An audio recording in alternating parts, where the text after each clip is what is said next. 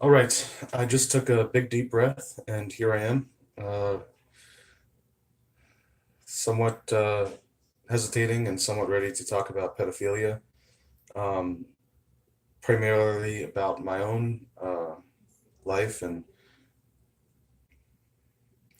my own attraction to girls.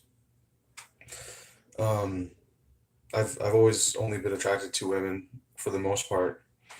Um, the few times that I've ever been attracted to men, it was never really it was never a boy. And I think it was more spirits. It was more a fleeting thing. I've, although I've wondered if I was gay, I'm pretty sure I'm not that. Anyway, I thought I would make a short video, um, kind of announcing this talk and this opportunity, and I just didn't do that. So, anyone that's coming in now that wants to ask me a question or wants to make a comment, I'm sure there will probably be comments. You can, and right now there's no one viewing, so it's not possible. But as people come in, I will repeat that. I don't know how to ban people ban people from um, chatting in the live chat, but if I see a comment that's very attacking and you know uh, just something that the kind of attack that I don't want to continue to see, I will ban that person if I can, if I find a way to. Otherwise, I might just ignore it. Um, and that might take a moment to find how that is done, how it is done that you ban someone. Um, but at this time, I am, making this discussion available to anyone. And if you have an angry comment, you can make that comment.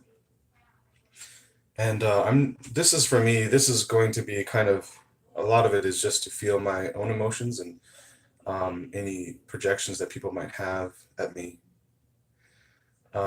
Maybe I'll take a moment to talk about projections. Projections is a word. I have my computer in front of me.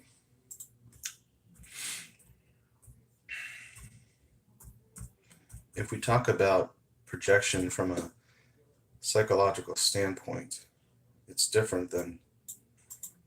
Okay, so let's look. What does projection mean? An estimate or forecast of a future situation or trend based on the study of present ones. Also, the presentation of an image or on a surface, especially a movie screen. So we all know about projectors in movie screens or in movie theaters. Um, but what about the psychological term? So let's look up psychology.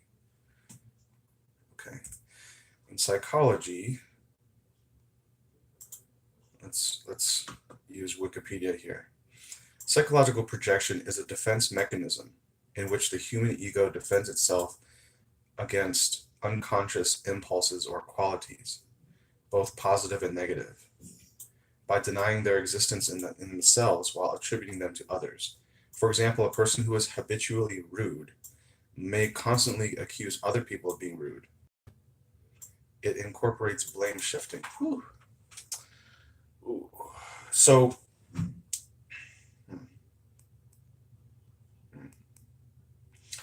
this reading the definition is something that I definitely do a lot.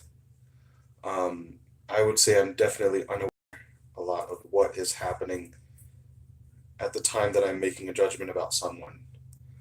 Um, and I find myself being slighted a lot. Like, I often feel this mild annoyance and slight, like all the time. I'm gonna try to place my cell phone on my computer so I don't have to hold it because my hand was getting a little tired. Okay, I think this is all right.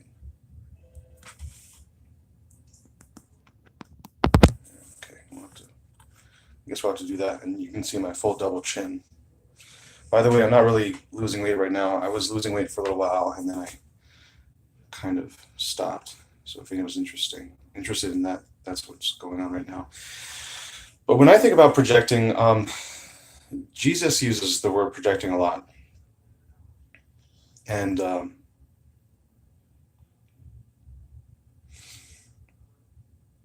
I think it's in a slightly different way that he uses it. When he uses it, it's more like the definition of an image being projected through light, through like a film projector. So, you have the film, um, coming down across this lens of a projector. And then this light is exuded from the inside of the projector, um, through the image and forward, onto the movie screen. And so what Jesus often says is that, he'll say someone is projecting anger at him, that he is receiving a projection of anger.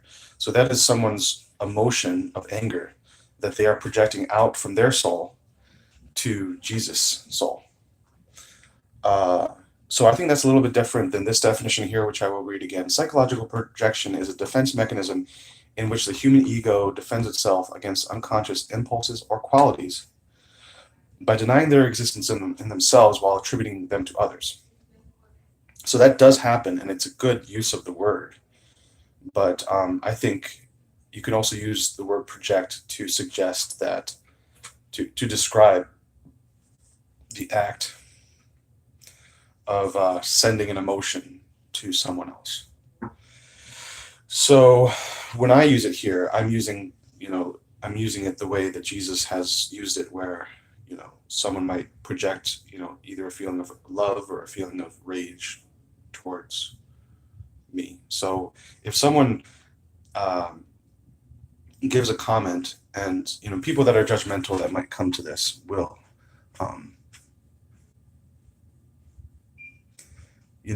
inevitably, even if they say nothing, they will project a certain amount of judgment or anger on me. But if they write a comment or even have a question and write a question, you can often tell from the way the the text is structured, the sentence is phrased, if there's a projection in that. And if there's a lot of, negativity, then I'll try to express how I'm feeling when I um, receive that message. And I might ban the person if the message is really negative and very angry, very rageful. So to give you some idea of how I'm feeling right now, it's 8 minutes and 24 seconds in, and I don't think anyone has come up on my stream. This makes me feel kind of irrelevant. It's a feeling that I felt for much of my life, like I don't exist, I'm not here, people can't see me. And that does bring up some sadness that I have. It's hard to look in the camera and feel my sadness. And this is probably not the best venue to feel my sadness. I could just tell you that I have it. And I do what I often do, which is, I question the feeling that I have, and sometimes I will cry. I'm not one of those men who totally just ignores their sadness and their pain, their grief. I usually at least recognize that there's something there. But I've heard Jesus talk about how, because often you have the block of fear and anger above your sadness, and the only way that you can get down to the sadness, which is the emotion just underneath, just over like your loving true self, you have to feel the block of your anger or your rage. So often what I will do, and other people that want to learn about the divine truth and practice, the divine love, or walk down the divine love path, or practice divine truth methodology, they try to express their rage, because in the expression of your rage, you can feel the block that you have. Um,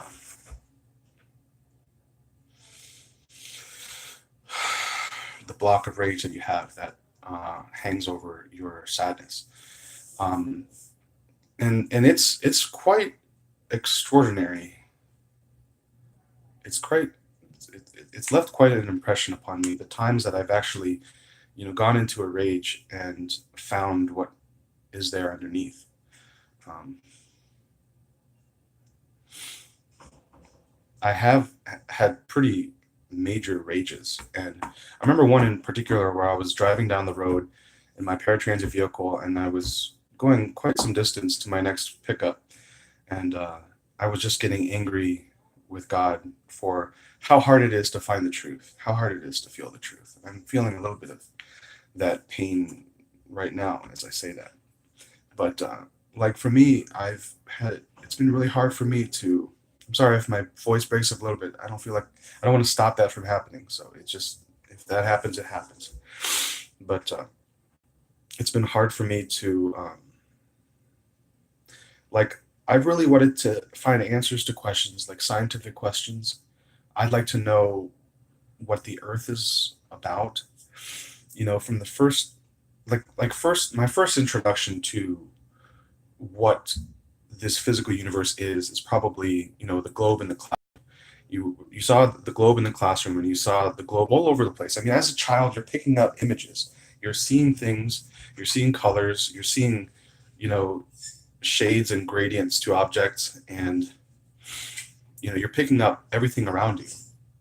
Now, you might not have a language to associate. You might not know that a frog is called a frog by people, but you can tell that there's something that is green and moving. You don't even know that it's called green, but you have a relationship with that thing. And so I was, you could say, indoctrinated quite early to think that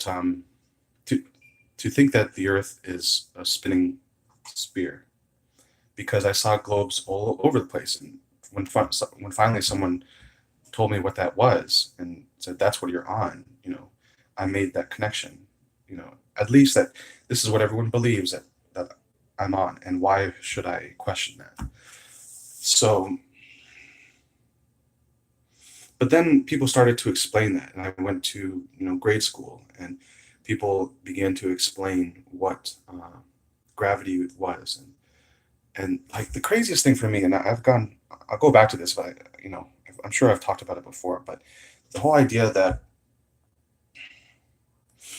a large object will attract a very small object. I don't know. I'm gonna rip this. Can't even rip it. Oh, a large object. I don't know if this works very well, but like a smaller object will be attracted to a large object because of the greater gr- gravitational force that is in that larger object. This smaller object is attracted to it. And even the larger object in some ways is attracted to the smaller object, to a very small degree, because even that small object has a gravitational force because it has mass. uh, like, already the mind kind of flips, because you never really see that happening. So it's a relationship that is explained, that you can only see if you watch like NASA photographs. So then you see NASA photographs, and you see diagrams of the solar system, and then you're told that let's say this is the sun and this is the earth, that the earth spins around the sun. And this is nothing to do with pedophilia, but let's just keep going with this. The sun, like that, and it just keeps in an orbit. So at some point, at a certain point, like, there was this thing that happened where the small object was attracted to the larger object, and then at some point it just stopped, and it got locked in what I guess they have termed a gravitational field or something, and now it spins in an elliptical orbit around this larger thing. So it was attracted and then it stopped and then it got locked in an orbit. Now, why that would happen, that doesn't make sense. It, there is no valid explanation for that happening. And you don't have any evidence. You don't see that happening anywhere on Earth. You don't see that happen. And then you could say, well, I'm getting caught in the weeds here. But you would say, well, have you ever been in space? You're talking about what you view on Earth. 15 minutes in, I'm just going to drop all that. Anyway, I was driving down the road in my paratrooper, and I had looked into all this flat Earth stuff. I had listened to the research and the investigations and a whole bunch of videos on YouTube, and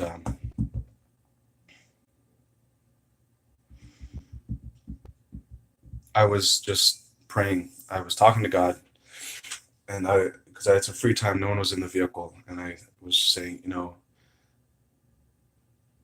I've heard all this stuff about secret space programs and soldiers being shipped up to Mars and the moon and time travel and, fighting alien races of bugs, something from Star Trek Troopers, you could say. And then I was taught all this stuff about the globe, and, NASA doesn't say anything about, and mainstream news doesn't give you an explanation for UFOs or doesn't say anything about secret space programs.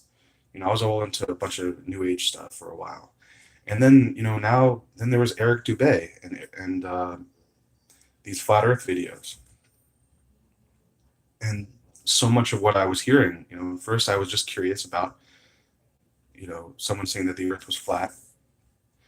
And then I looked into it and I was like, holy cow, that makes so much sense. So many of the arguments made more sense than the arguments that I was taught growing up. And I was just raging at God. I was saying, even as I look away from my screen, I'm still looking to see if anyone's watching. I got this real big problem with I guess whoever's watching it, it just interrupts my flow. So that's a big problem with me as far as putting on live streams. But I was raging, and I was basically trying to express my confusion and frustration with not being able to know, because the arguments for the globe, there were so many of them, which seemed to lend credence to those arguments. And there were people talking about real life experiences of, there's the NASA people, the astronauts that talk about, being up in space. And there's people in the secret space program that talk about their knowledge of planets and stuff. And then there's the arguments for the flat earth, which, logically made more sense to me. And we also have,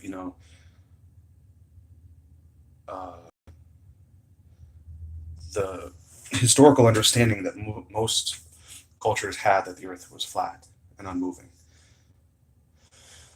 And then I became a flat earther. And then I found this man who claims to be Jesus, who had so much to say about, God. And I found that what he was saying made so much sense. And I began to follow his YouTube videos and listen to a bunch of them and watch a bunch of them. And he says that he's been to the spirit world. He says that you can reach a condition in your soul where you become more powerful than a sun, than our sun, let's say. Your soul is so big and so powerful. He's also described that, you can create planets. He said that there are people creating planets. There are people in the sixth sphere of the spirit world and beyond that are creating planets. And he said that he has seen the earth. He said that he has seen this earth and ostensibly, all of the other planets and maybe planets that we are not aware of. And furthermore, he said that he's spoken to people from other planets. So all the earthlings on the earth, we're in one family, this earth family, and he's spoken to families from other planets like Earth, that are inhabited. just a minor digression. He even says that there are like seven like planetary bodies encompassed in this one like space dimension somehow, and we are just one like planetary family in this cluster of seven. And then there's like, as far as we know, like infinite other clusters. Okay, so in my life, like I grew up not knowing anything about the physical reality to which I was attached. And I see someone has joined me. I'm talking about the flat earth right now and rage and sadness. But if you have any questions or comments about pedophilia, you know, please, uh, you can write them. Um, so I was raging at God and airing my frustrations. And I was just like, screaming as I can do in the privacy of my van. And I was mindful of people perhaps seeing me. And as it happened, there weren't that many. And I didn't care so much, which was great. So that helped me to get into my rage. And then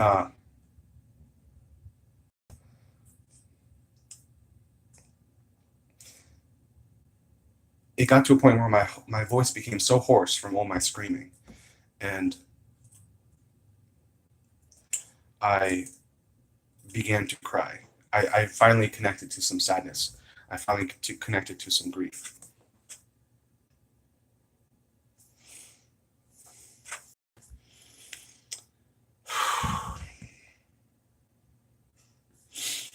Sorry, I just saw that the person that was here had left, and like I've got emotions about that. So there's a difference between how I feel when someone is watching and how I feel when someone is not. So we're just gonna keep on going with this. But anyway, I found that through all the rage, like I had gone to the full expression of my rage, and then I was able to connect to some sadness that was underneath, and I began to bawl my eyes out. I began to, trying to think of another word, but bawling is the best term for it. I began crying and crying and crying and crying. And it was extraordinary because often when I cry, I mean, there are times where I just cry for like 10 minutes, 15 minutes. There, I can remember occasions in my life where I've done that, where, you know, the grief just builds up and I can't hold it back any longer. I just cry. But in this moment, in my paratransit van, I was like getting there. I was purposefully directing myself towards my grief through my desire to feel through my anger. So I was expressing my rage and I was getting down to my sadness. And having said that, I forget now why I got on this topic. I was talking about projections.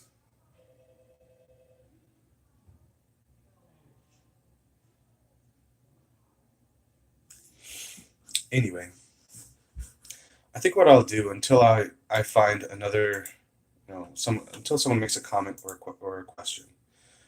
I just wrote a blog post just now, and I think I'm going to go ahead and read it. I'm going to try and title it. I'm going to read it on the stream, and I'm going to post the title. I'm going to read it, I'm going to edit it, and I'm going to post the title and post it. So here it goes. I would like to have, oh, I know what I wanted to title it as. I want $1 million. I want $100 million. Okay. That's fine. Okay. Here goes. I would like to have 100 million United States dollars. That is $100 million. That's a lot of zeros. Why do I want that? I think that's the amount it would take to make and distribute an excellent film. I'll explain how I came to that number. Initially, I had hoped for about $7 million to make a movie about a young black man in America and his relationship with God. Then I learned that most movie distribution companies, when marketing their film, spend about the same on marketing as they do on the budget for the film's production. So if I want people to see my movie, I have to tell people about it. So that bumped the number to $14 million. A quick note about marketing a movie. I would like to improve upon current methods of advertising so that I can spread the word about my movie without being invasive, bullying, or manipulative. Then I realized the morality of charging for my movie. There is no in charging someone for an act of love. I began to see that I espouse the values of a gift economy, and I will say that a lot of this has to do with Jesus, explaining many things to me. So I have him to thank. From a very young age, I asked myself questions about charging money. Most people start making money when they are between 14 and 20 years of age, when they get a job. But I spent many years before my first job at 14 thinking about the dynamics of selling something and charging a price for that thing. How would someone decide to charge $13 instead of $10 for a book? Why does everything have the and 99 cents at the end of the price? Like, it's only $19.99. Why not just charge $20? Math. Isn't that easier? As I looked into economic questions deeper, I found that there was a lot of manipulation in business. Making a product or offering a service frequently had more to do with how much one person could extract from another, as opposed to how the service or product would actually help and affect the beneficiary. As someone who embraces the values of a gift economy, I now believe that going into business to receive funds to live should either be the last motive on your list or no motive at all. Among the first motivations for offering a good or service would be 1. To exercise your gifts. 2. To stretch your wings and use your God-given talents and abilities. 3. To participate in the world. 4. To belong to a community. 5. To engage in the beautiful and joyous act of creation. 6. To offer a good or service to someone as an act of love to help them and give them joy. So if I want to espouse the values of a gift economy, how will I make a movie? After all, I do live in a world where money is attached to the axis of resources. Should I say axis of or axis to resources? I'll say to. Is attached to the axis to resources. How will I acquire the services of a production company, acting talent, and producers if I have no money? Under the current paradigm, most people in the movie business fund a project with the expectation that a return will be made on their investment. I give you money and own a share of the returns. That would be thrown out the window because I expect no returns. So I would not be looking for investors. I could only then look for donations. No price would be charged to get a ticket to see my movie. The only restriction on watching the movie would be how many people can fit into a theater. And yes, by the way, I do want to place my movie in theaters. After a run in theaters, I would place it for free on the internet. So then, should I call up the cinema companies and ask them to show my movie for free? Well, there may be a few who would agree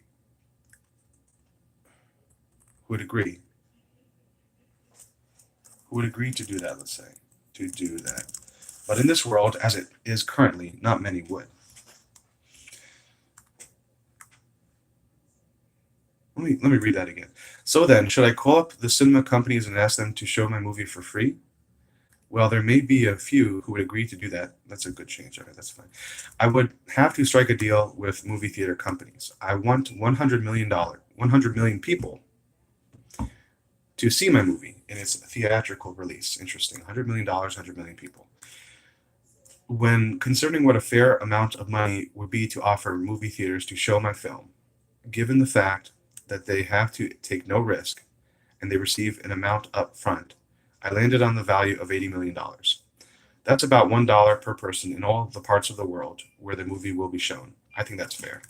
Let me take a quick break from reading this and editing it to say that, like, as I'm reading this to you, I feel this strong feeling like here I am, like it's the feelings of irrelevance again. Like here I am making this stream. I'm 30 minutes in. And pretty much no one has come to leave a comment. And really, I'm reading this to give some content and also to, kind of fill time until someone has something to say about pedophilia or as a question. And it's funny that like the notion to me that I can make a film as a relative unknown and someone that really isn't, putting the pedal to the metal and, working to bring this about. I mean, like I've really taken no action besides um, talking about my plans, besides planning and talking about my plans. So I feel kind of sheepish. I feel embarrassed. I feel embarrassed. I'm a little scared. Um, that I'm embarrassed that I would even think about making a movie, and that's really a big problem when you want to do something. It really impedes the doing of the thing when you're have so many unresolved emotions about the efficacy of it and whether like you like I guess what it comes down to is do I have the permission to do this? Do I have the permission of the world? I'm looking for permission from the world.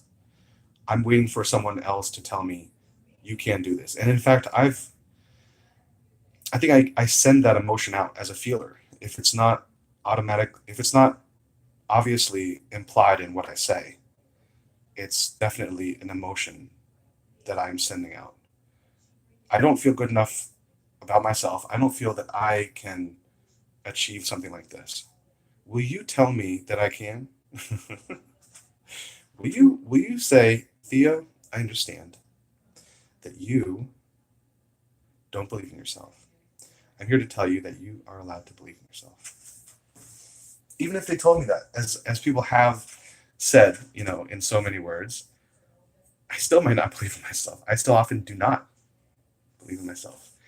So it's interesting that I would, you know, illogically expect that someone can help me with that. I hope that makes sense. And these are the emotions that I have, and yet I'm going to press on. I am going to press on with this stream.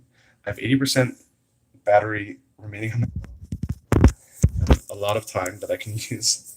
I'm feeling the heat on my phone. Sometimes this phone is kind of an older phone and it gets hot, and I'm concerned about that.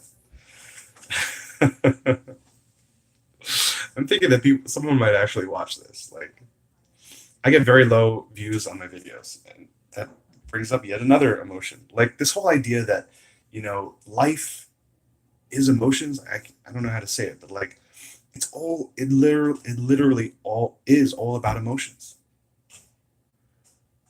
From one moment to the next, you are feeling an emotion. An emotion is inside of you, and it's almost like this hidden and secret world. I almost said enchanted garden, which is a word I'm embarrassed about in one of my songs. See, that was just feeling an emotion. Like I said something and recalled a memory of something else, and that memory, evokes an emotion. Wow, that's why is no one talking about emotions?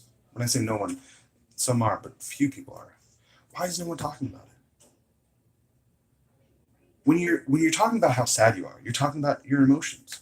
When you're talking about how happy you are, you're talking about your emotions. When you're talking about how excited you are, you're talking about your emotions. If you're having sex with someone and you say, "I'm going to come," you want to say that to that person. There's a feeling inside of you. You want to say that. Sometimes that heightens, like I've heard that in the act of sex, and that makes me want to like really help that person to do that. Like yes, thank you for telling me. I want to help you, do that in the best way possible.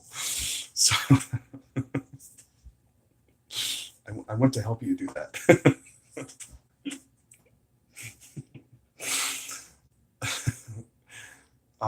Like everything is emotions. I want to go something with me. Like I want to go get some Oreos. That's an emotion. That's a desire that I'm feeling.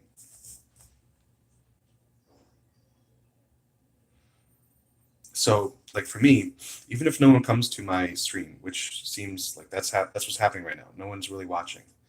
And if no one comments, like this has been time for myself to feel my emotions. I'm doing this thing because I want to feel some of the projections that I know that is out there, and feel how that makes me feel. Someone sends me an emotional projection, and I feel how that makes me feel. What does that bring up in me? Someone tells me, Theo, you're disgusting. You fucking pedophile. That's something I thought about before. Someone might say something like that. How would I respond? I probably respond with, yes, I'm disgusting. I feel that that is disgusting. And yet I continue to do it. It's not disgusting enough. And now I'm playing with the little, piece of mass that I tore off the larger piece of mass because I want to avoid. This is a show. I don't know if it's a show. This is a stream. You need to be continually talking. I often wonder. I made a video once where I just, like most of my videos, I'm just talking the whole time. I made a video once where I just recorded, the images in front of me for about a minute and a half.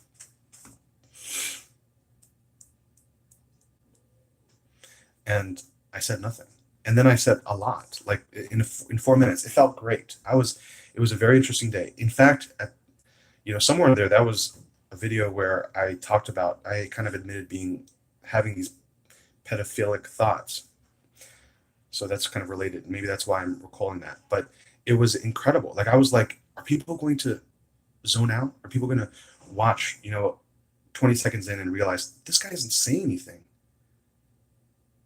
What is this? And then just like close out the video? Or are people going to be like, what is he going to say? I'm going to keep on watching. I'm going to keep on listening. And it was like an interesting, brought up other emotions for me. Like, and I think did I put it up? I think I uploaded it, but I didn't set it from private to public because I was too afraid that at that time to admit to my own pedophilia. It's hard for me to look at the camera when I say my own pedophilia. I talked to a friend of mine recently, and I talked about this and the video that I'd made admitting to pedophilia, and he said, Theo, you're not a pedophile. He also said I'm not racist, and I believed him when he said I'm not racist. I don't know if I believe him when I said about when. I don't know if I believed him when he said that I'm not a pedophile, because I think inherently, if you do have an attraction towards, children, a sexual attraction towards children, you are a pedophile, even if that's not all you are. Like in my case, as I've often said, or as I've said in the video where I said that I am a pedophile. I said that I'm not just that. Like there's this word gerontophile or something where you're attracted to older people, and more often than not, I am attracted to older people. It's interesting how this all comes about. Like, I know there's a Theo inside of me somewhere, and a lot of people don't believe this. A lot of people think that you're born in sin, you live in sin, sin is your destiny. You can't change from who you are. I don't believe that, and I'm thankful, I'm grateful that I don't believe that. The life that I lead, the outlook that I have with that belief, that I can change from the fallen state that I'm in now to a pure, pristine state. That is what keeps me, I don't want to say thriving because I don't think I'm thriving, but it keeps me from the depths of despair. It keeps me believing that there's some way out of the hell that I'm in. And I say that knowing that I have a lot of despair. I experience yet another emotion. I experience despair frequently. So as you can see, I can riff on different topics that come to my mind endlessly. And that's why I have my YouTube channel. And, again, if I post this video, which at this point I feel like I am going to do, and one person decides to watch it, I will feel bad because I want, if not fame, even notoriety. I mean, that's something I talked to my friend who said that he felt that I was not a pedophile because I talked about him. Anyway, I won't go into why he felt that, but I just lost it. I'm sorry. I lost.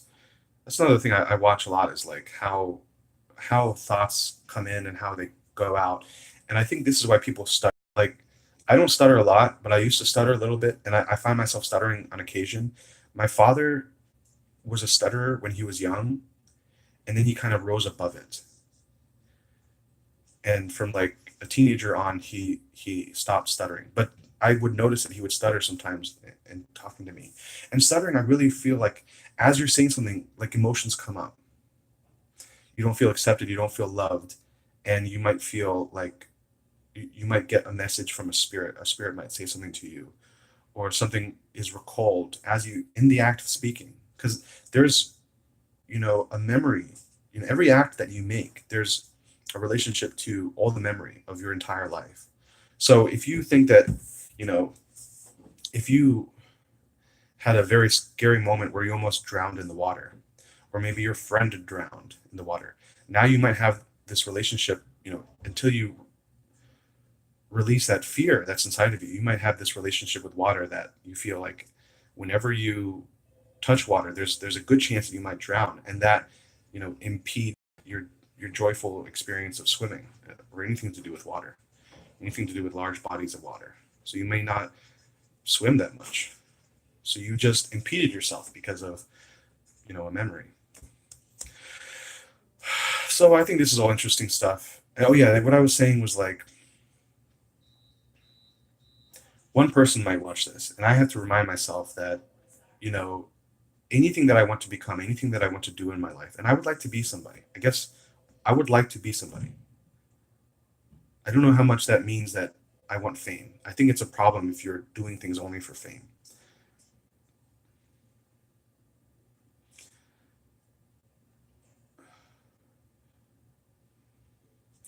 I would like to be someone, I would like to know that I can embark on an endeavor, complete that endeavor, and fulfill the purpose that I envisioned for myself. Like there's always a motivation and a desire, but you know, before any motivation that you, like, before any action that you embark on, everything has a signature to it, and that signature you could say like everything has let's put it this way: everything has an emotional signature. Every action that you take has an emotional signature. In Before you do it, and as you're doing it, and after you've completed the doing of it. So I feel that for myself, I have this kind of failure to launch syndrome where I never quite finish many things. I'm kind of this jack of all trades guy who, thinks a lot about all the great things that I can do, but never really puts forward much work at all in doing them. And I would like to,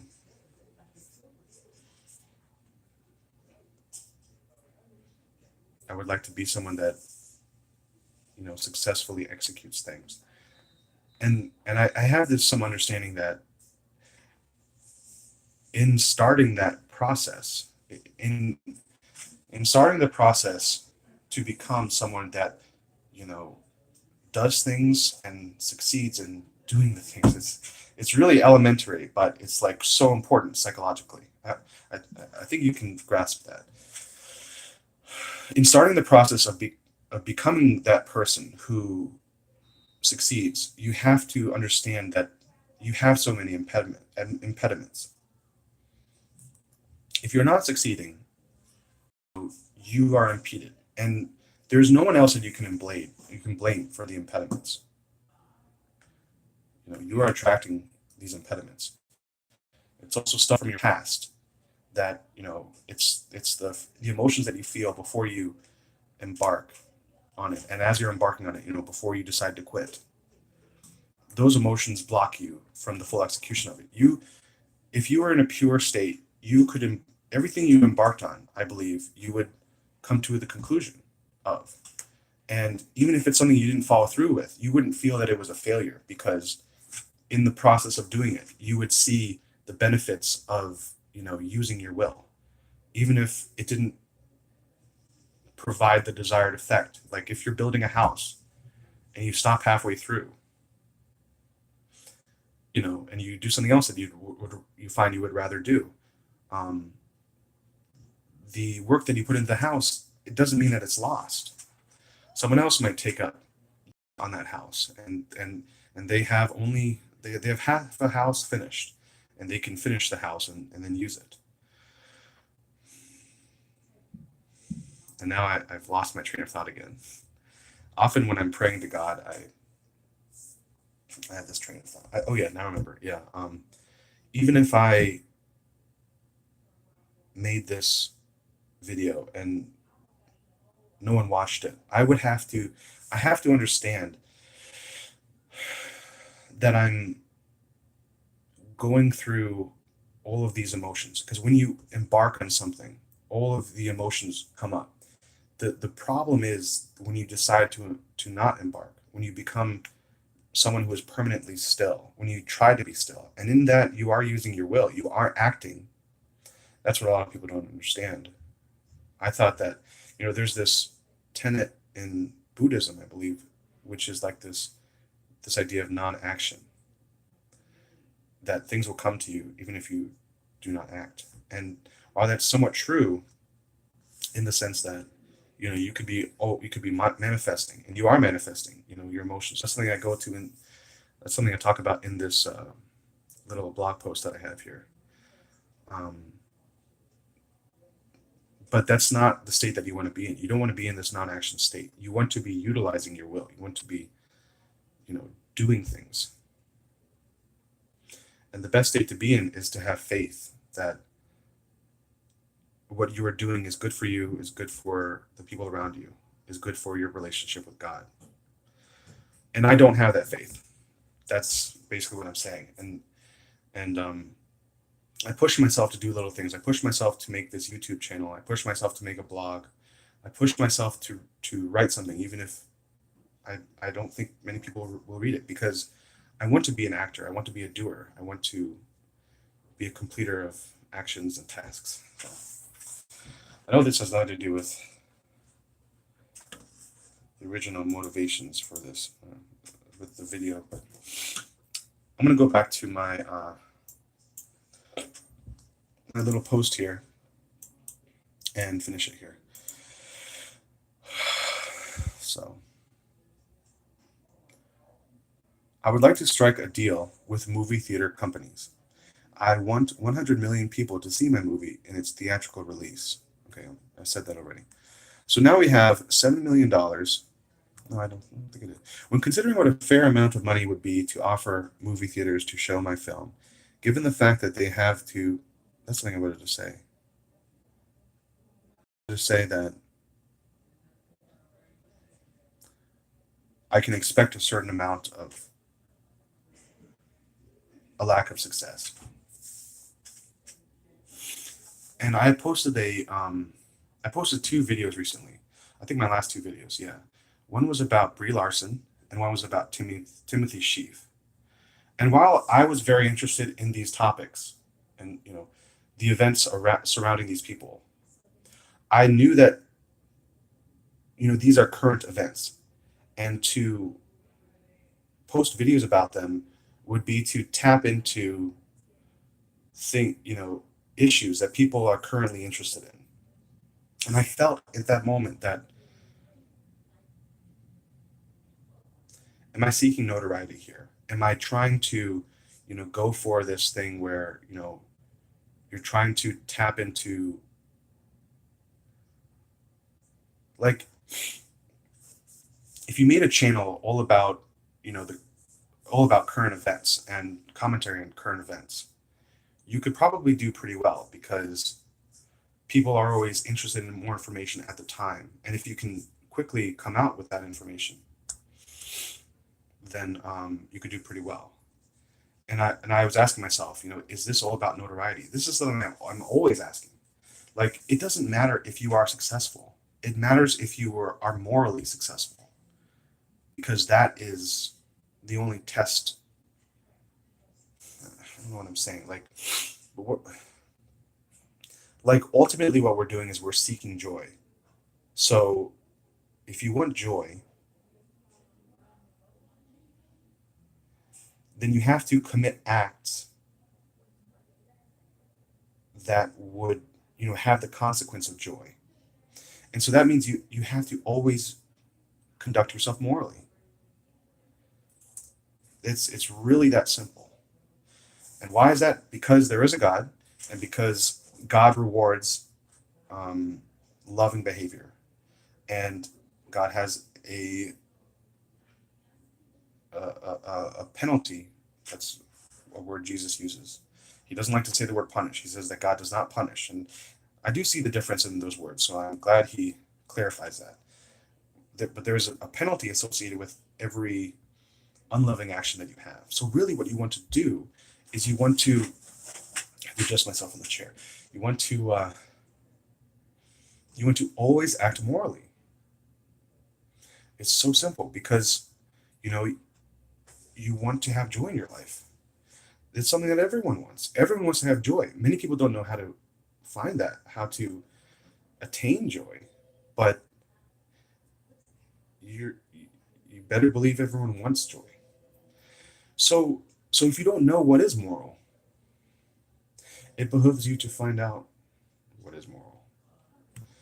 It's clear as day. Simple stuff. So I could have a YouTube channel with, and this is what kind of keeps me going. I could have a YouTube channel with thousands of views, to every video. Maybe, you know, 50,000 subscribers, 100,000 subscribers. And I could feel no joy from that. I could feel the temporary joy that comes out of the, meeting one of my addictions. I could stay my despair for a brief moment. I could stifle my desperation for a brief instant, but I wouldn't have this, you know, empowering, overflowing feeling of joy about what I've done. I wouldn't have, and going back to the memory that comes up, everything you do, memories are always flowing through you. Um, Everything you do, will bring up memories. So if you're a carpenter, and you've been doing it for, there are some things that you do so quickly that is second nature. You're quick, you're fast because you've been doing this work for a long time, and you know the tricks, and that is your memory guiding each one of your actions. It's really simple, but you know, I still think it's relevant to talk about these things because I think we forget, you know, these very critical things. I'm just reflecting on how I have no viewers, and I'm thrilled. I'm not thrilled, but I'm happy. I'm happy. I feel like I'm doing something good. I love talking about this. These are such essential things. I'm thrilled that I have a venue. No one is watching, but someone might watch if I post this video, and I'm thrilled that there's a possibility that someone might watch. I'm thrilled that I'm engaging this too. I'm thrilled, in my own way that I'm like. This is the thing. Is if no one was physically around you to watch you do this a magnificent thing, it doesn't matter because the magnificent thing is still done. If no one is watching you to that if no one is physically around you to watch you make a major emotional transformation in yourself, to have an epiphany, it doesn't mean that didn't happen. That's why Jesus said something, in the first century about how you should pray in a closet or something. Pray when there's no one around, because God's still listening. And that's the other point that I wanted to say, which is that God is there. God is watching. God is watching you. And that's a good thing well, it's always a good thing, but it's really a good thing when you're doing a good thing. It's really a good thing when you're doing a good thing. um, because yeah, and that's why I have some loneliness, but it's like a certain kind of loneliness. I've never had I think it's because I received God's love, and I always had this knowledge that God is around. And that's really, you know, empowered my life, you could say. It's really, I feel like I'm very different to many people. I've heard about loneliness, but I don't understand it. I don't understand people being lonely. I ask, why? What is that? Why would you be lonely? I've never really felt lonely in many of the ways that people have felt lonely. I've always felt like if there's no one else, then there's God. And at the time, actually, ironically, at the time that I attempted atheism, atheism is a funny thing, especially if you have received God's love. And I don't mean to toot my own horn, but I do believe that I've received God's love. And until I have evidence to the contrary, I will say that, I will believe that the experiences I had were moments where I received God's love, because I remember the feelings associated with those events. But that has provided this, knowledge, memory, you might say, that is always there. It's locked in time, and yet it's always available at any time. It's always available to me, that memory. And that is like a knowledge that I hold in my soul, and it empowers me. Everyone can be against me at the end of the day, and God is still with me. God loves me. God created me for a reason. As much as I want to deny that, as bad as I get on myself, as despairing I feel,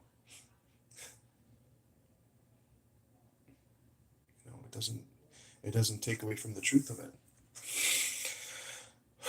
Man, I really need to cry, but like that's something I almost talked about earlier in this video, where I really don't know how to. I really do stop myself. I'm really I'm really afraid of crying in front of others. I wish I wasn't so afraid, because I believe that if you saw more people crying, especially men who are often blocked from crying, it would be a lot easier for children to cry, to feel their own grief and not be as damaged. It would be easier for people to not feel so bad about crying, because crying is so important. Oh my God. Like intellectually, I know that it's a good thing. And there have been times where I've had this major cathartic release after having a bout of crying. And that's why I know it's good.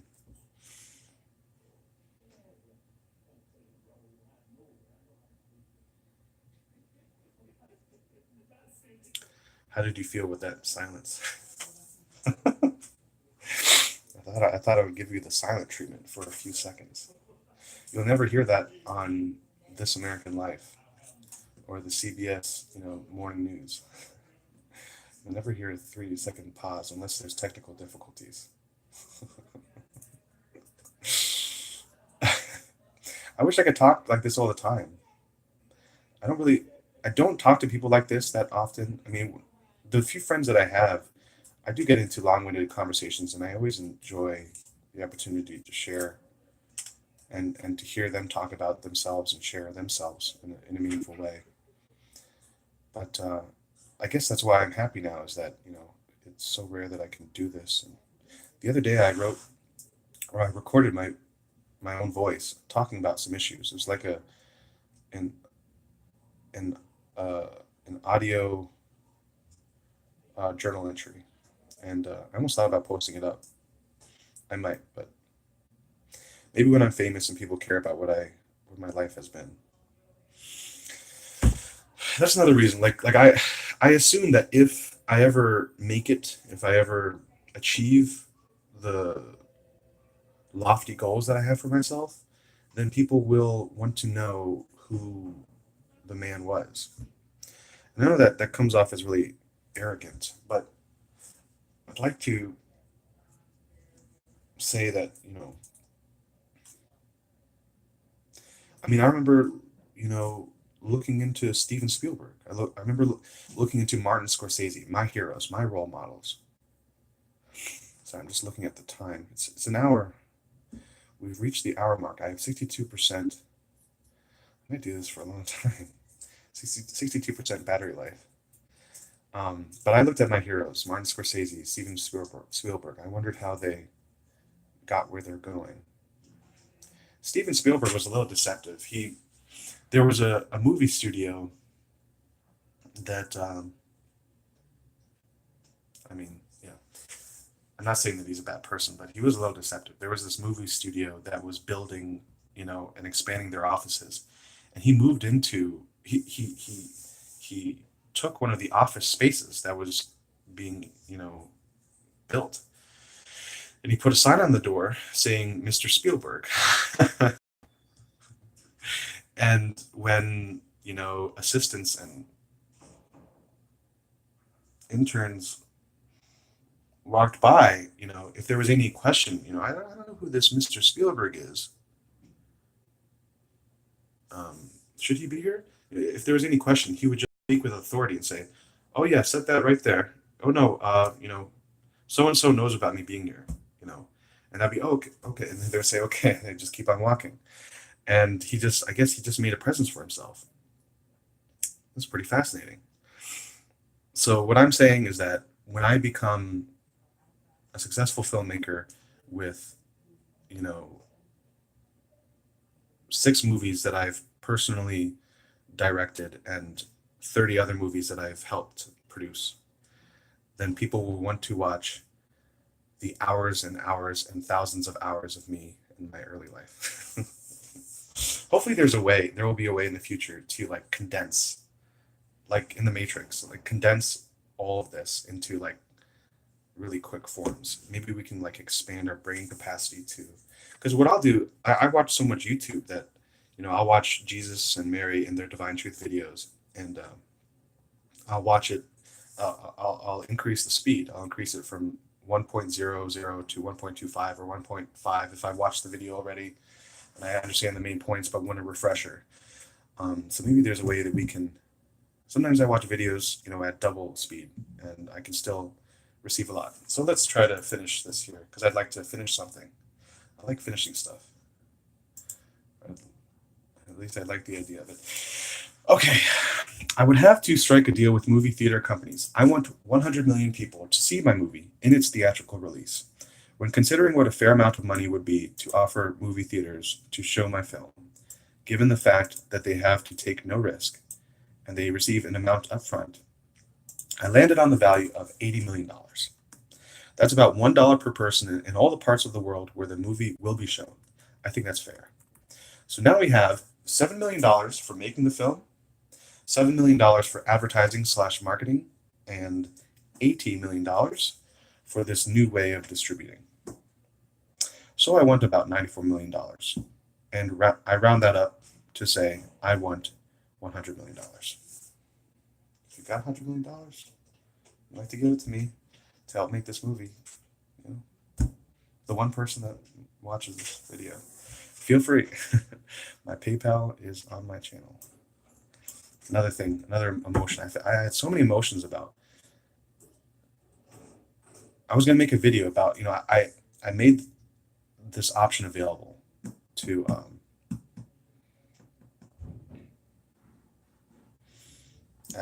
I offered the option to people to donate to my YouTube channel, and up to now, no one has. And I'm not like hateful towards all of humanity for not donating to me. I don't feel hateful, but it's just like everything else. And I think this is probably some, one good thing I could say about myself, which is that I can always say, I didn't try that before. Why don't I try that? So anything I do, I'm like, I haven't tried that before. Why don't I try that? Um, I've never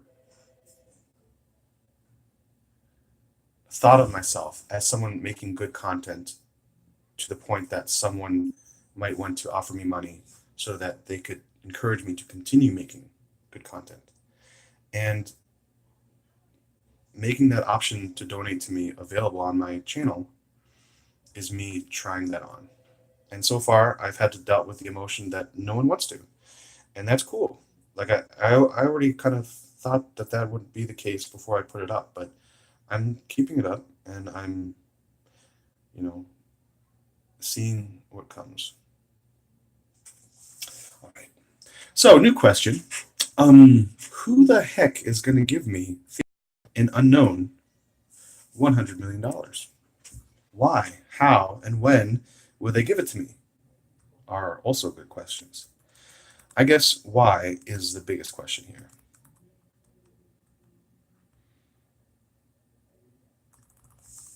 I'm going to add three dots to me. I don't expect one person would give me that amount. I assume many people would. I might do some kind of crowdfunding campaign. I would certainly employ different means to accept it. But why would they give it to me?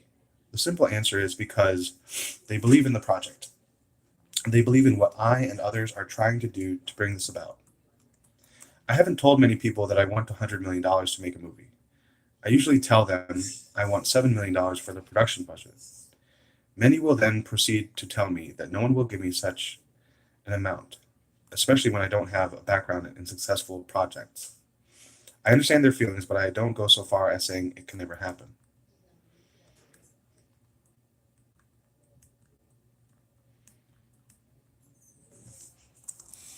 I'm going to add to this. I wonder what people would say. Should I tell them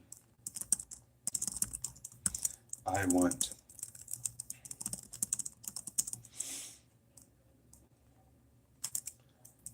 $100 million?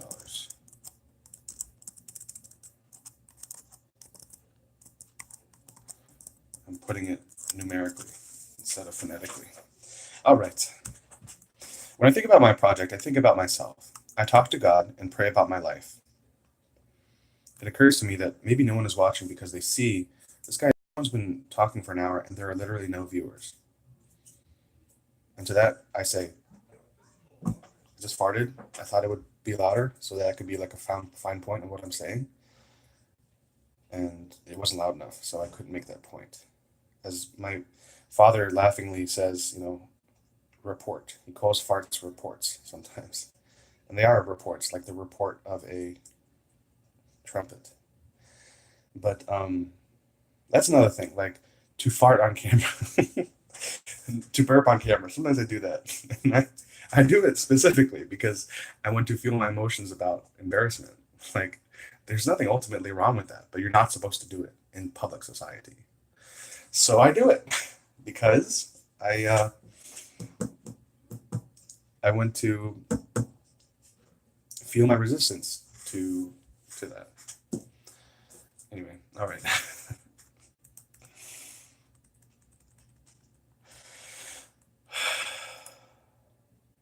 When I think about my project, I think about myself. I talk to God and pray about my life.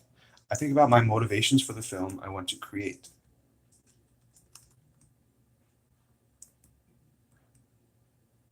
I think about my motivations for the film I want to. I think that makes sense. I think about the fact that I have not yet written a script, have very little experience working with people, have never made a feature length film, know very little about negotiations, am a major procrastinator, more often than not get down on myself, more often than not believe that I can't complete this project, and so many other thoughts. But I know about the law of cause and effect. Let's put it this way. If it were up to me, I would have everyone in the world go vegan. If I somehow had control of what people ate, I would feed people a diet exclusively vegan. But that's not how things work. People do what they want to do. People want to eat meat, and that's why so many people do. Hell, I do. And even though I have a goal of becoming a vegan one day, I still wrestle with my desires for lasagna and pizza. I am currently thinking about the Popeyes uh, chicken store, chicken restaurant.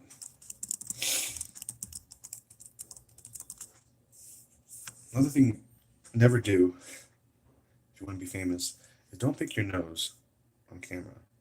This is what it looks like when I pick my nose. I literally will pick boogers from my nose and I'll put them in my mouth. Let's see if there are any. Theo, please don't do that. I don't want to see that. We'll just turn away or turn off the video. There was a little bit of something. I don't think you're going to be able to see it. I'm literally going to eat my booger right now. That felt horrible to do. If I was alone, I wouldn't feel horrible. Not really. I mean, there were a few times when I was laughed at when I was caught as a child.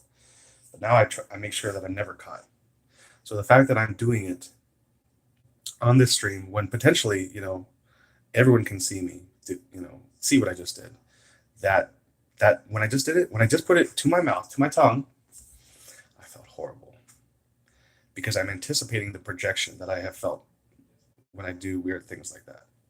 I don't think there's anything wrong with, you know, hardened mucus that comes from your nose. It doesn't taste horrible. If you think it tastes bad, it's probably because you have an emotion. By the way, I don't know if I said it, but I'm in a public library right now. I'm using their Wi-Fi. I hope my um, stream isn't choppy. When I tried to do live streams in my house with my own data, or 4G or whatever, it was choppy. So I hope this comes out better. But in case you're wondering where I was, I'm in a library. But admitting to picking my nose and eating it, this is a conversation I had with a guy who told me that I don't think you're a pedophile. He thought I really wanted to condemn myself with the video that I made that I'm a pedophile. To me, it was, and there were probably there was a lot that I regret about that video, but the reason I did it was I want to try this. I want to try being honest about everything, and that was the one thing that I actively knew, because I was avoiding it so much, that I was avoiding. I knew that I was avoiding talking about being a pedophile. I knew that if anyone were to bring it up, I would say mums. I would be mums the word. I would say nothing. I would withhold. And Jesus does describe withholding as an act of lying. Maybe a dishonest act, he would say. So even though the video was poorly made, I cursed a lot. I regret. It's one of the things I really regret. I regret cursing. I actually regret in some ways. Sometimes I regret the fact that I admitted to picking my nose and eating it more than I regret the fact that I admitted to pedophilia. And that's something I wanted to mention also, which is that I hope you're not too bored with me and the way I talk and the tangents that I go on. But I realize now that's not a very effective means of communication. But that's me going on a tangent, and I totally forgot what I was going to say. I now see if someone's watching. If you have a question or comment, please feel free to share.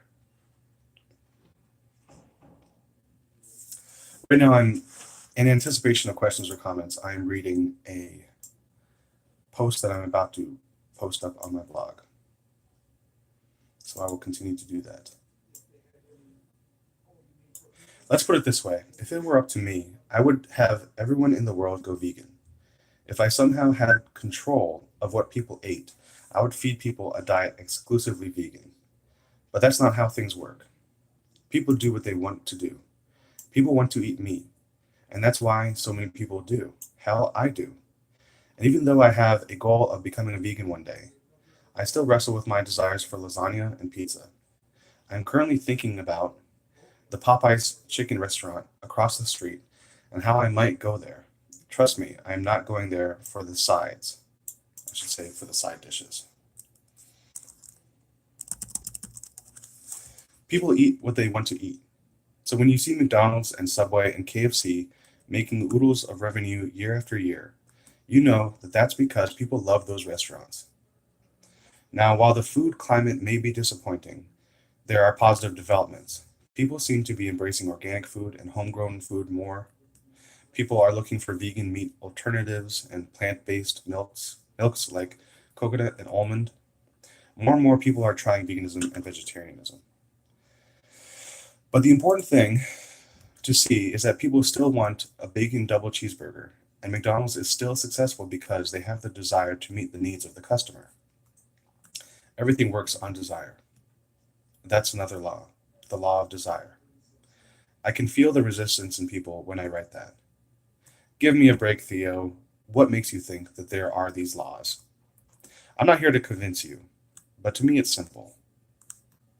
It's even a principle in economics. It's called supply and demand.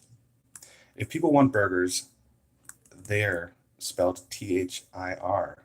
They're going to find a way to get them. Let's change that to they are conjunctively. They're they are gonna find a way to get them. The more burgers people demand, the more burger joints pop up.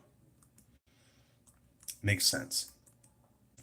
But there is another part of this.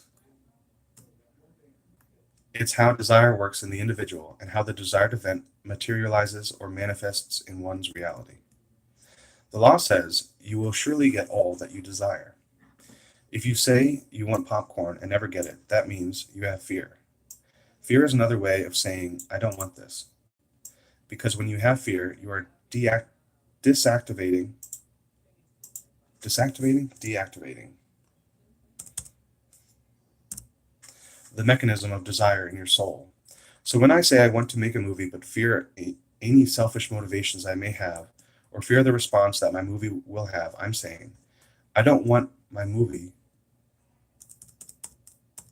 to be made more than I want it to be made. It's not that I have no desire to make this film, but the desire that I do not make it is stronger. I say I want it to be made, but I also say if I don't make it and no one knows who I am, then people won't attack me. Does that make sense? And that's why I can't make anyone vegan. By the way, the person that was just here left. It's cool. No comment, no question was made. And that's why I can't make anyone vegan. I made a blog post where I talked about the laws I would institute if I were king of a country. I can have the most trained police officers imaginable to manage my population's obedience to the law, but if their hearts are on the side of the people, I have no power. Someone can come and assassinate me, and the fact that that happens and was allowed to happen is a reflection of every citizen in that country and their desire. I can't make anyone vegan. I can't even make myself go vegan. My desire is that I don't. If I don't look at my desires and release, I even see how in my writing, and this is a good point to be educated on, how tangential I am and how it's so hard for me to come to a point. That is probably my downfall as far as being a good writer. Something good to think about. And it also makes me think about this goal I have of making a movie, how like so much of what I do is tangential to the actual making of the film. I don't make connections, I don't write a script, I don't do a lot of things. But that's the process that I'm engaged in right now. It doesn't mean it can never happen. It just means that I have a lot of resistance to it happening right now. It makes me feel bad. But for the purposes of this video, I will forge on. And I do want to complete this post here and edit it. And that's why I can't make anyone vegan. I made a blog post where I talked about the laws I would institute if I were king of a country. I can have the most trained police. Yeah, said that already. I said that already too. So if I really want the world to go vegan, I wouldn't engage my desire with force. I would make tools and knowledge available through education, because I know that every human being has a soul and exercises its own soul's free will through desire. I can't change the desire of others, but I can change my own desire. We will still see animal flesh, burger joints, up to the moment people stop wanting to eat animals. And as for my own individual desire to make a movie, I realize that I am having a hard time making my point here. That's the part in the blog post where I realize how long-winded I am. In brief, the universe that God has made responds to my desires. It responds with even more strength when I have a loving desire because all of God's laws are moving to bring that event to me. If I have an unloving desire, like eating the flesh of a cow in the form of a burger, The universe will still bring that to me, but I have to desire harder and sink lower to get it.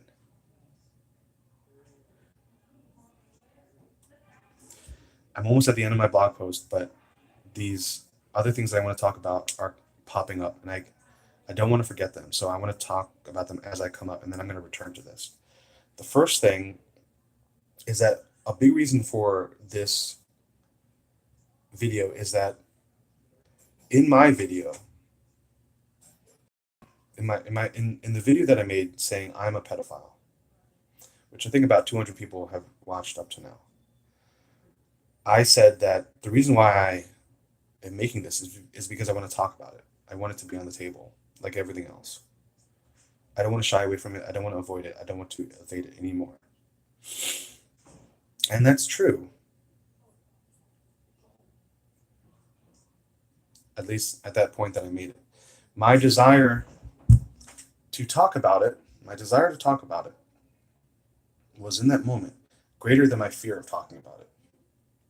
My desire was stronger and greater. Now, since then, I've waxed and waned on my desire to talk about pedophilia.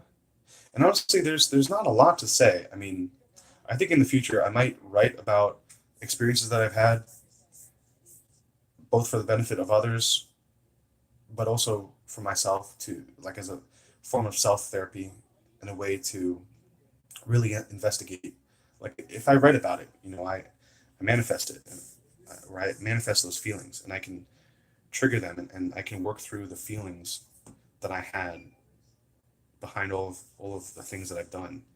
And just as a reminder, I have not overtly molested girls.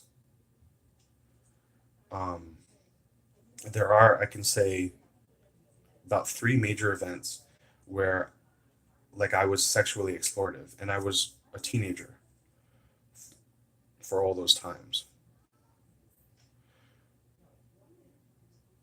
So that's for people that want to know.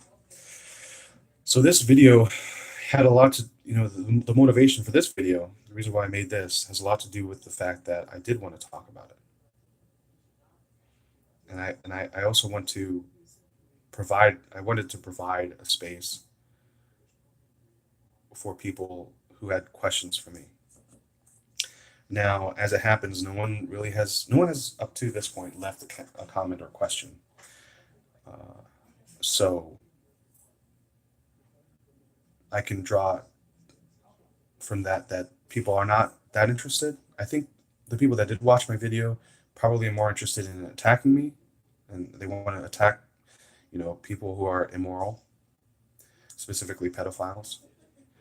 Um,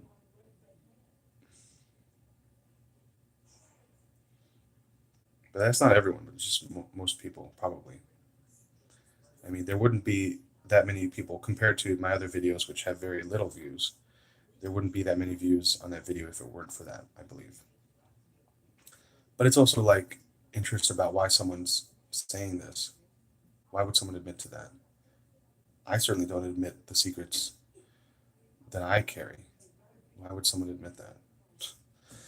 So, and I think that's a good thing. Like, that's a pretty big thing. Like, ultimately, we want to be truthful all the time. After making that decision to be truthful all the time, we can start making decisions about who we talk to, because there are people that simply want to attack us and hurt us. And those people we wouldn't, just because this is an important thing that I've learned. Like, just because you want to tell the truth doesn't mean you have to speak to everyone. Someone may come up to me and say, Theo, you fucking pedophile, what the fuck is wrong with you? Like, seriously, I want to ask you, what do you think is wrong with you? There's obviously something wrong with you. And I would know that, this is basically an attack. They've already judged me. I agree that pedophilia is wrong. I agree that being a pedophile or having pedophilic intentions is wrong. But the nature of someone coming up to me and asking me that question in that way, like they might say, as I just suggested, really, what is wrong with you? They don't really want to know. They want to attack me. That's what they want to do in that moment. there might be a part of them that wants to know, which is why they made that. But anyway, what I'm saying is that people who want to attack you, people that want to hurt you as their primary motivation, you don't need to engage with those people. It would be wrong to engage with those people. It would be wrong for you, and it would be wrong for them because you are meeting their addiction. And that brings me. So I think I've said that pretty much. Like, well, maybe there's more, a little more, but it brings me to another thing, which is that like I realize that not a lot of people are watching my videos, not a lot of people are looking at my content, but I'm being who I am, and that matters. That's important. Being who I am and carrying the feelings and knowledge that I have and beliefs and sharing myself with the world is important. Like I could be who I am and I could not share. Like I think there's a lot wrong with me. One of them obviously is this the attraction I've had and how I've acted on it. The attraction I've had towards girls, towards young girls, children, and how I've acted on it. That's obviously a problem. To me, it's obvious. Some people think that pedophilia is okay. I strongly disagree.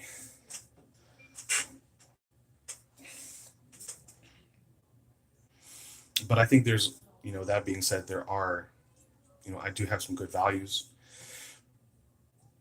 I do carry some good desires inside of me and some good knowledge, I would dare say. And sharing that is meaningful. If one person watches it, that's meaningful. And I don't know exactly how this works, but like if I reached a very high condition of love, like this is something I bemoan a lot. This is something that I feel bad about a lot.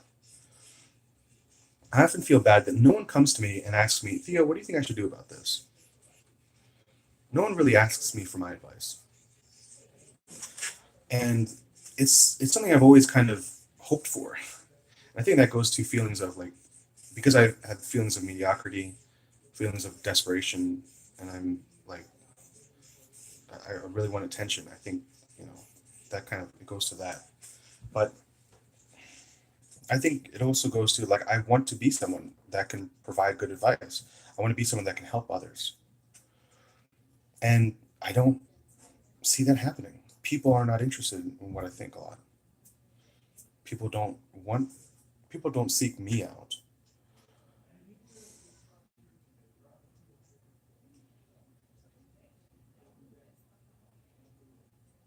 Why don't they seek me out? So what Jesus has said is that when people see you changing, like when people see like I am not a shining example. I know physically I'm not an example. I'm not a fit man. I'm very unfit by my own choice.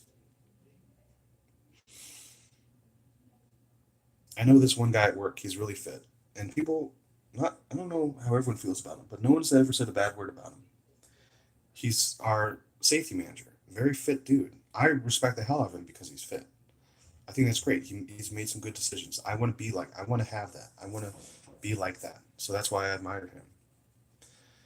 If I had a question about working out, I'd go to someone like him.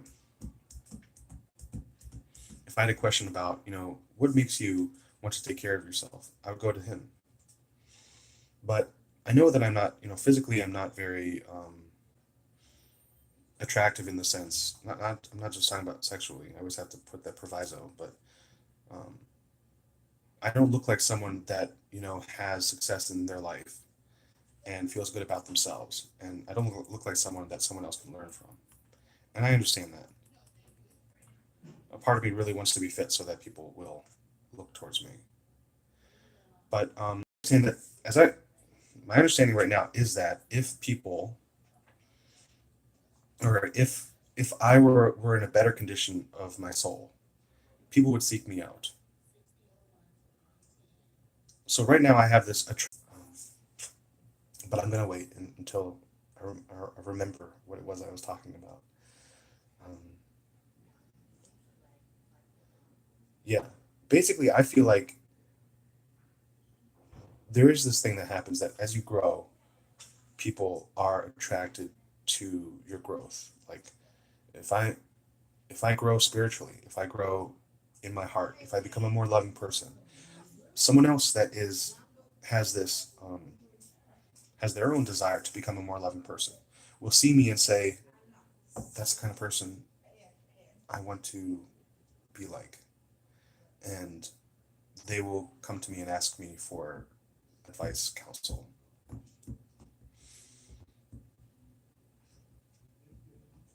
What does this have? What I really wanted to say though was that I feel that because I have some good qualities, I want to share that with the world. And even if no one watches my videos, I think if no one would watch my videos, I would stop making them together. I did stop for a while. And even because of my own like dark emotions, I've thought about deleting my channel. I'm sure there's some people that would like me to not be on the internet. I remember reading a comment of one person that said, get off the internet. So at least one person I know doesn't want me to be on the internet.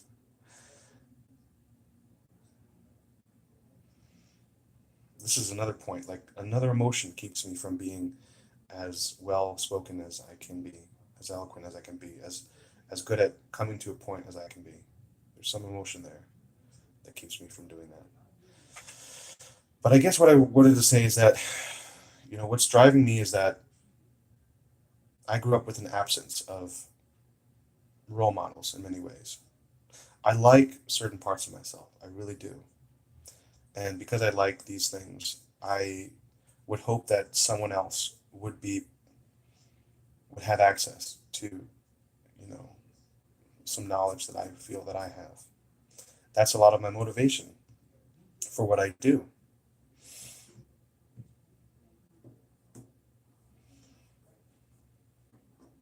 And even if I did nothing, I believe that, as I understand, I would still have a positive effect on people. Even if I made no YouTube videos, I still might meet someone and have a discussion with them, interact with them, and I would be able to help them in some way. You know,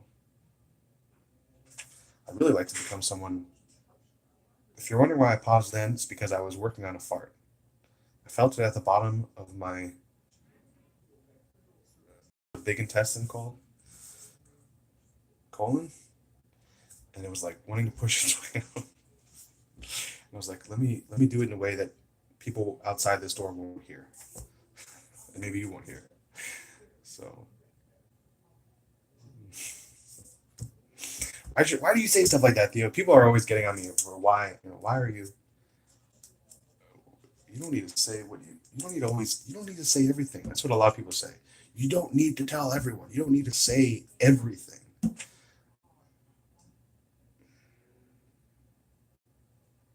And I agree that you don't need to talk to people who don't want to talk to you.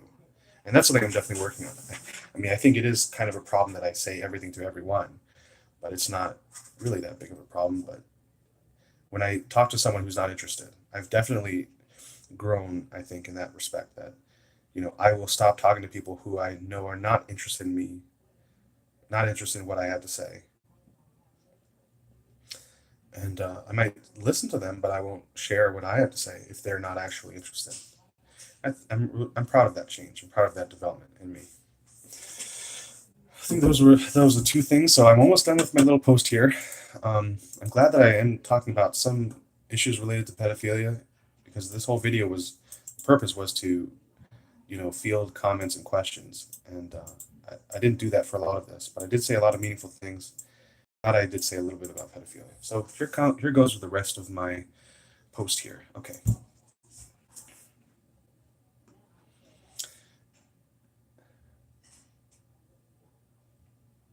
In brief, the universe that God has made responds to my desires.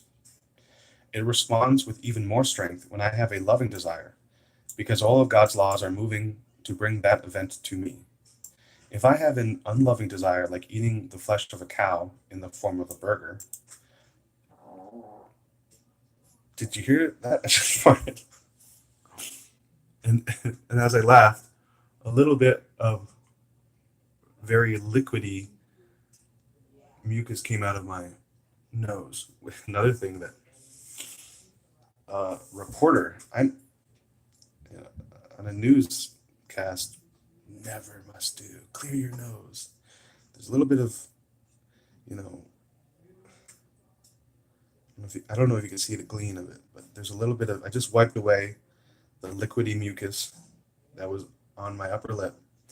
And now, another thing you should never do, I'm wiping it. I'm doing it right. I'm wiping it on the side of my shirt.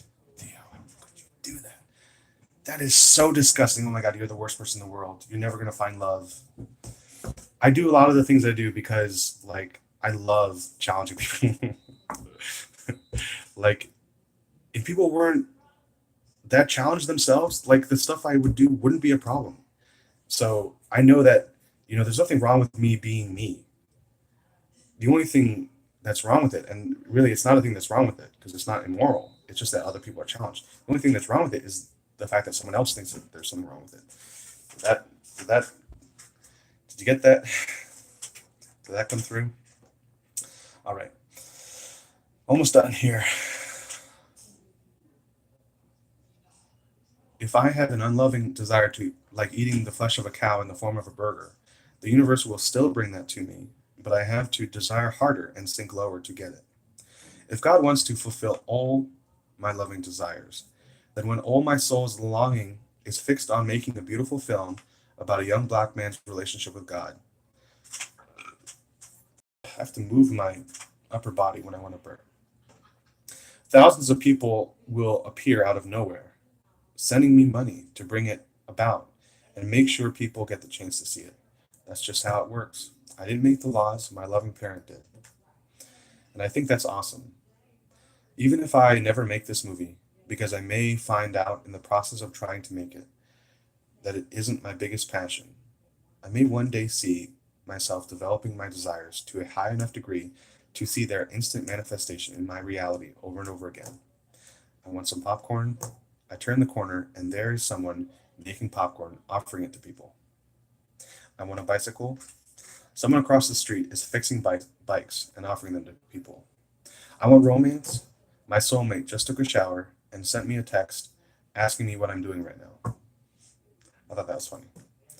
And I close it with, the world can be a beautiful place if you believe and if you desire it enough. So I think I'm coming to the end of my video. Another thing I want to say, another thing I'm proud of, a quality you could say I have, which I'm proud of, is that I don't try to end on a good note. Sometimes I might, but it's really not a big emotion to me that I have to end on a good note with anything I do. Like, if you're in a conversation with someone, a lot of people, will be like, they feel like you have to have a greeting in the beginning, and you have to have a goodbye or a closing uh, statement at the end. And I don't feel that's necessary. I don't feel that's necessarily necessary. I don't feel that's necessary. And I'm like, that's a good quality. I really I like that I have that quality.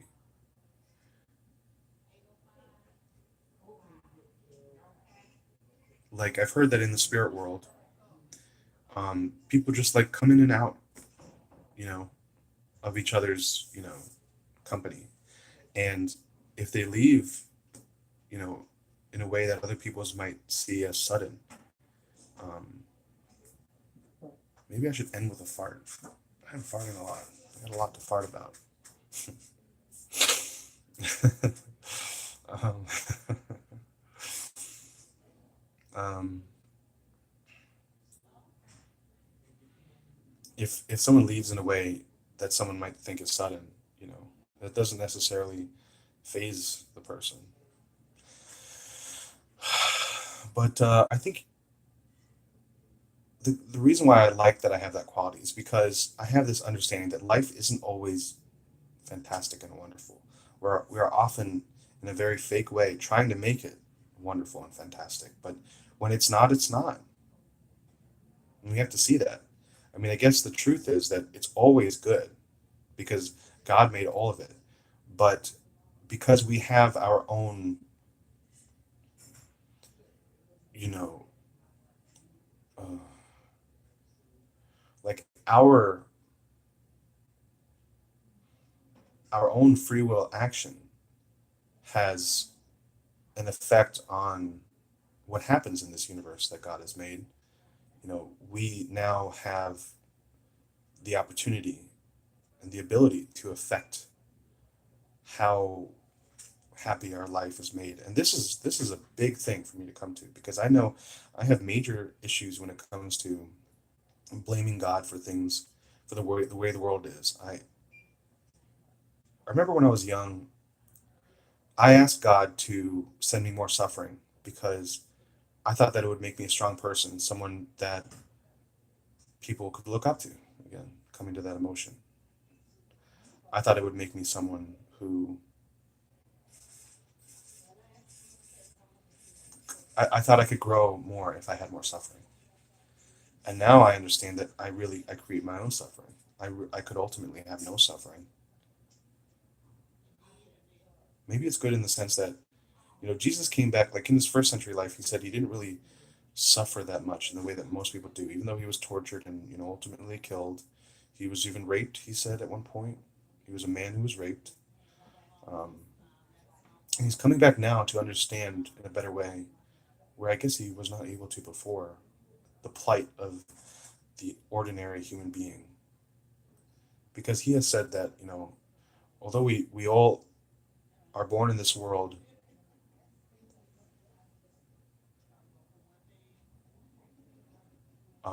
having absorbed, even through the stages of growth in the womb,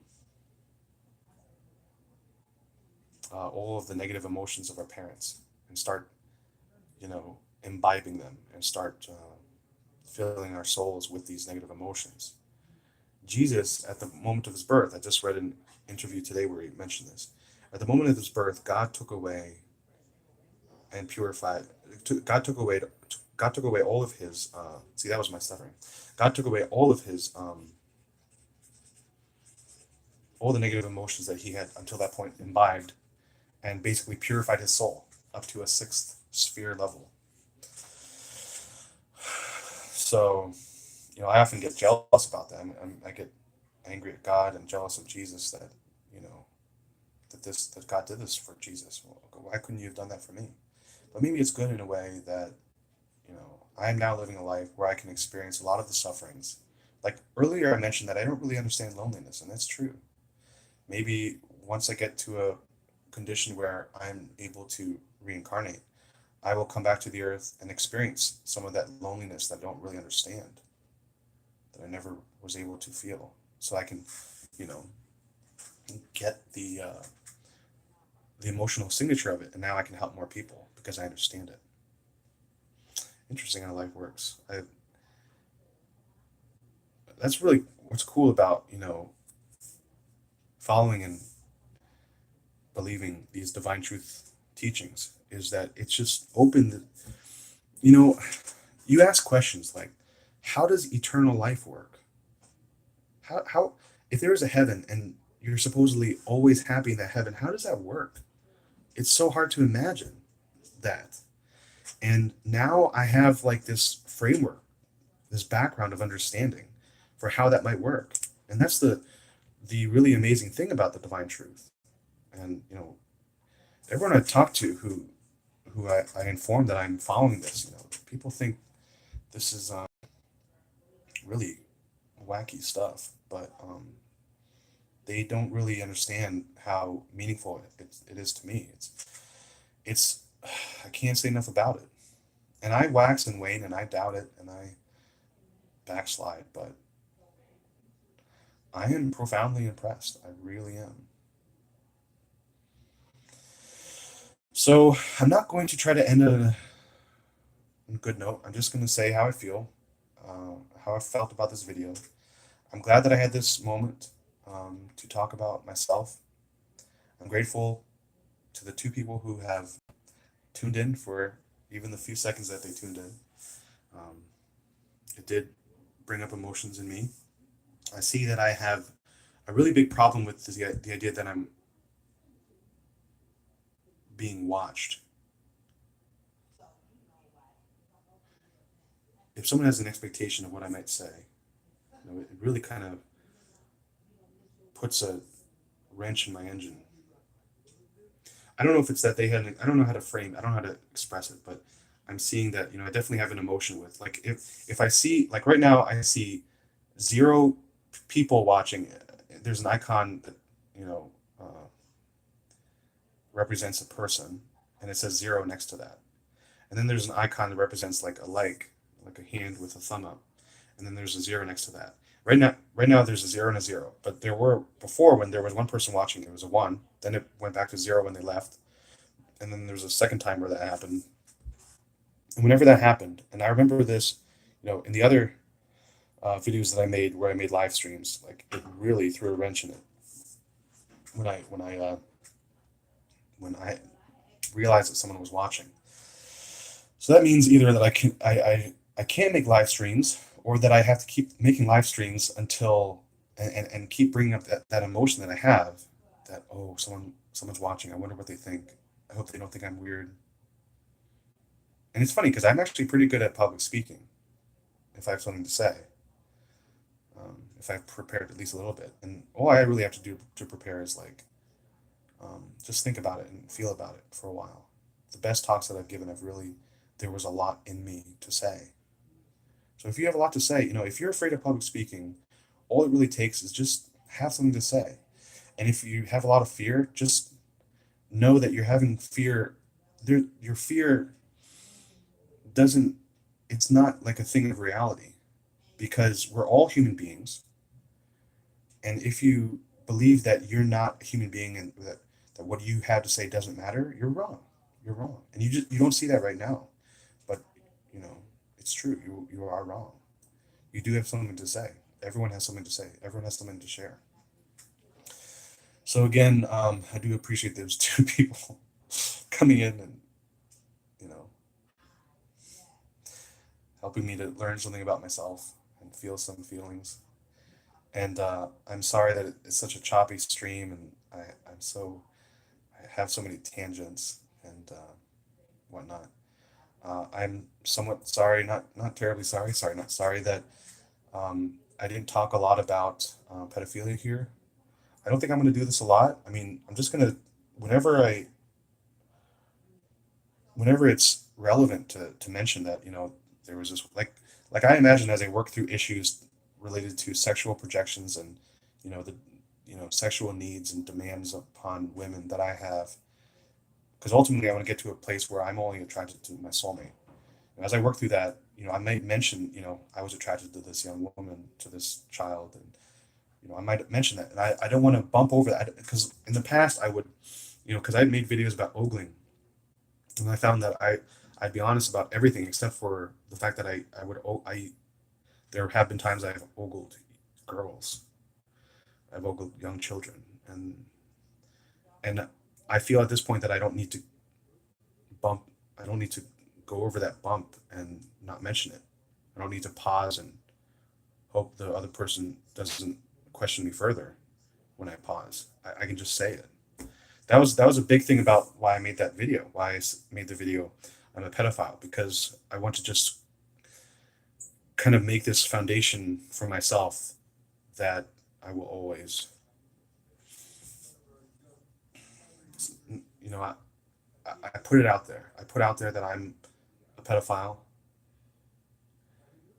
Whether it was right to say it like that, I'm not sure, but just of being open and honest about everything, I did say it at that time like that.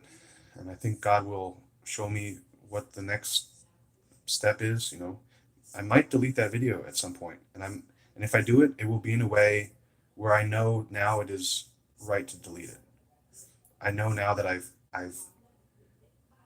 done what I wanted to do. I've made a step in progress in admitting everything, in becoming the person that is honest all the time. I made one step in that growth process, and yeah, I will have done that. So I don't have a big problem with deleting it if I can know in myself that I have, you know, if I can feel good about my action. It's hard to explain, but anyway. So I really do want to close now, and I just posted the um, the blog post. I'll probably put a link in the description here if anyone is interested in my blog. And yeah, I guess that's about it. I want to say something or do something that's really weird to close this out. I don't want to say, like, a lot of times I settle on, I hope this meant something to you. But I don't know what to say. That's weird. Maybe I'll just like end this like before you even can like prepare yourself. I'm just gonna end it. I'm just gonna end it. Oh my God. I really do want to say I appreciate people for watching and